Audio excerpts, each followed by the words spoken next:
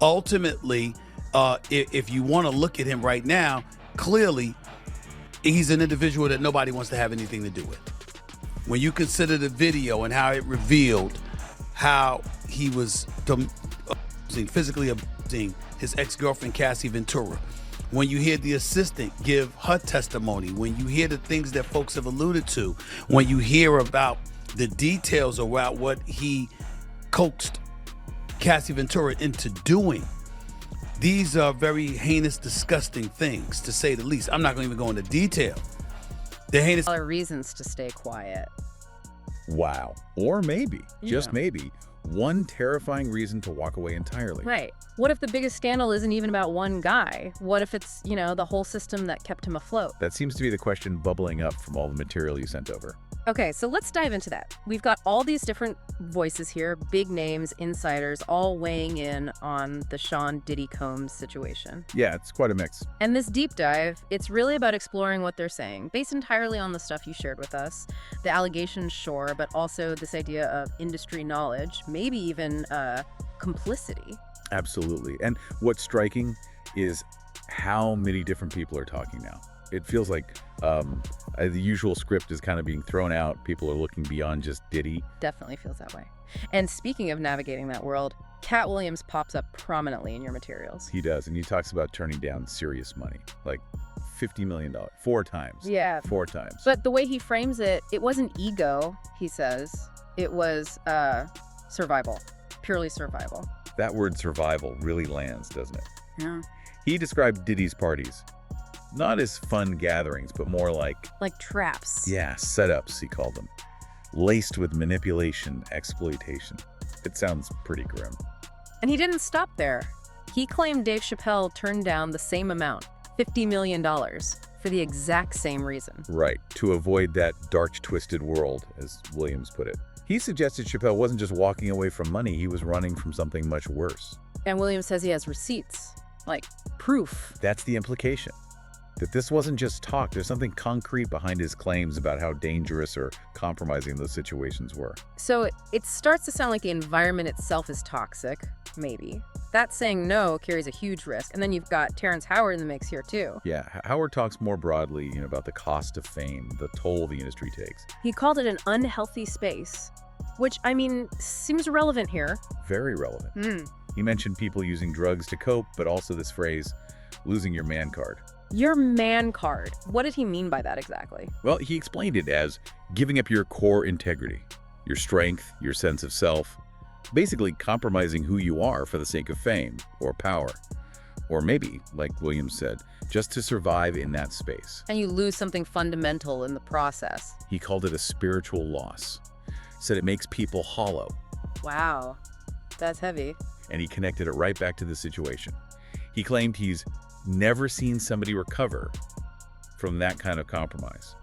He specifically mentioned people who went to the Puffy parties. What did he say about them? He said they got punked out and pimped out, thinking there wouldn't be any consequences down the line. Okay, so this really shifts the focus, doesn't it? From individual choices to something bigger.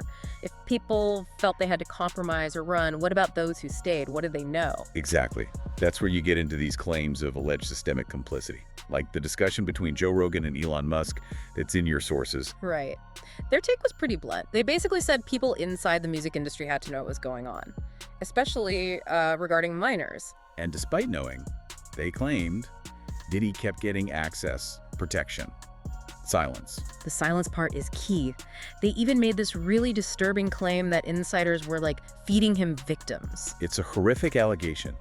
Their conclusion was that silence was bought, maybe loyalty secured through blackmail or just fear, that the machine protected him. Because it was built to protect people like him. They called it systemic corruption. Yeah, and that idea echoes really strongly with what Suge Knight is saying in the material you provided. Oh, Suge Knight. Yeah, Blunt doesn't even cover it with him, does it? Not even close. His main point was simple.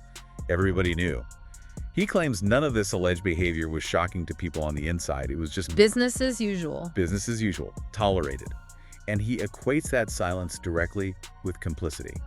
And he didn't just make general claims, right? He got specific. Allegations about cover-ups, money changing hands. Yeah. Very specific. He claimed Diddy paid Ray J $10 million. Not for music, though. Nope. Knight alleges it was hush money tied to control and secrets in their private lives. Essentially a cover-up. Okay, wow. And there was another one about a woman named Capricorn. Yeah, he alleged Diddy assaulted her. And afterwards, Knight claims Jimmy Iovine paid her $1 million from Interscope funds to stay quiet. From company funds, Interscope. That's Knight's claim. He said Universal, the parent company, allowed it. And he framed it as Iovine protecting the system, not just Diddy. So Knight's pointing fingers higher up. He wants accountability beyond just Combs. Absolutely. He's asking why only Diddy is facing the heat if others, like Iovine or the label, were allegedly helping cover things up. He called it hypocrisy. If those claims are true, that suggests a whole different level of involvement. It really does. And Knight didn't stop there. He had some, let's say, cynical predictions about how this all plays out legally. What kind of predictions? Well, he speculated, kind of provocatively, that if Diddy just admitted to everything about his alleged lifestyle, being with men, women, doing it all, as Knight put it, he might actually walk free. How? Knight seemed to imply the legal issue wasn't identity, but the exploitative behavior, but suggesting truthfulness as a path to acquittal. It's a pretty twisted take. Definitely cynical. Yeah. Did he say anything else? He claimed key details were left out of the Cassie story, specifically to control the legal angle. And his ultimate prediction was, dark. How so? He actually said Diddy might be more happy in prison because he could finally live the lifestyle Knight claims he hid. But then he also doubted if all the charges were even true. So kind of all over the place, but ultimately... Ultimately, his gut feeling was they're not going to let Puffy go to prison. Why not? Why would he think that?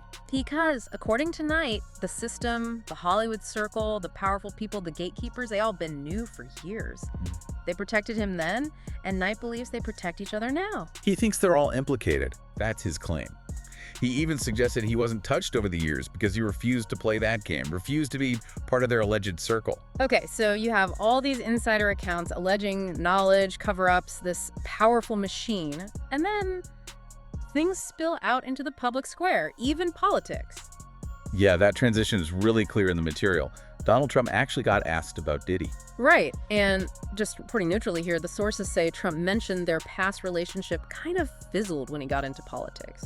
And he reportedly said he'd look at the facts, wouldn't be biased by personal feelings if someone was genuinely mistreated. That comment got a reaction, didn't it, from 50 Cent? Oh yeah, a very strong reaction. Strong is putting it mildly. 50 Cent basically declared war on the idea of Diddy ever getting a pardon, should it come to that. His reasoning, as laid out in the sources, was all about Trump's personality, saying Trump doesn't take disrespect, doesn't forget who crossed him. And 50 Cent's point was that Trump might pardon someone mistreated, but not Diddy.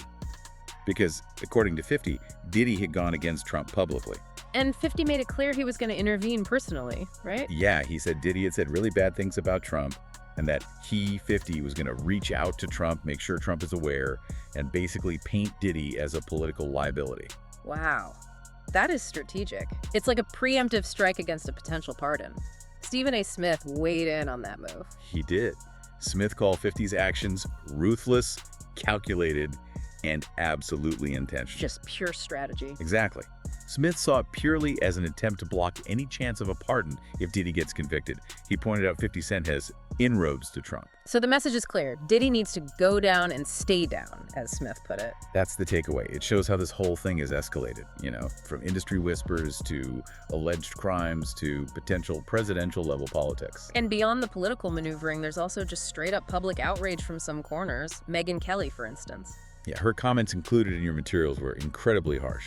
No pulling punches there. She called Diddy an absolute dirtbag, derelict loser, abuser. Strong words. Very strong. And said he should never be allowed in polite society again.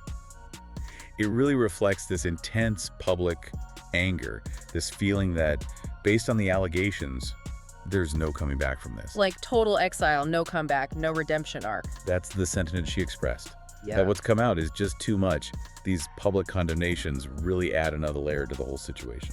So when you piece all this together, you've got Katt Williams talking survival, turning down millions, Terrence Howard on the man card, the spiritual cost. And Rogan and Musk saying the industry had to know, talking about systemic protection. Suge Knight with the blunt everybody knew, alleging specific cover-ups involving big names and money. Then the politics Trump's comments, 50 Cent's very calculated campaign against a pardon, Stephen A. analyzing that ruthlessness, and finally, the raw public condemnation like Megyn Kelly's. What really emerges from pulling all these threads from your sources isn't just about one person's alleged actions.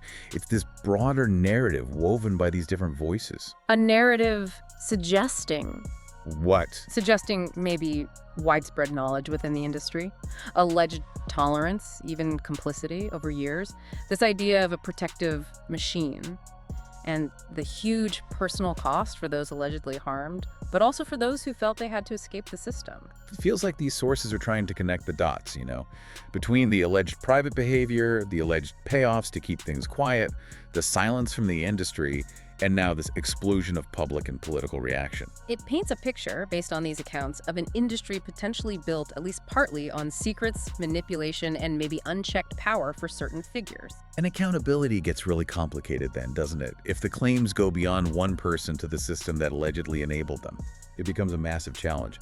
So considering everything these voices you shared are saying, the alleged knowledge, the cover-ups, the costs involved, the big question hanging in the air is, what does this whole situation really tell us about the entertainment industry itself? Is this truly bigger than just Diddy? Could it be exposing something deeper, something systemic that's been there all along? That's really the core question raised by the material you provided us to explore in this deep dive.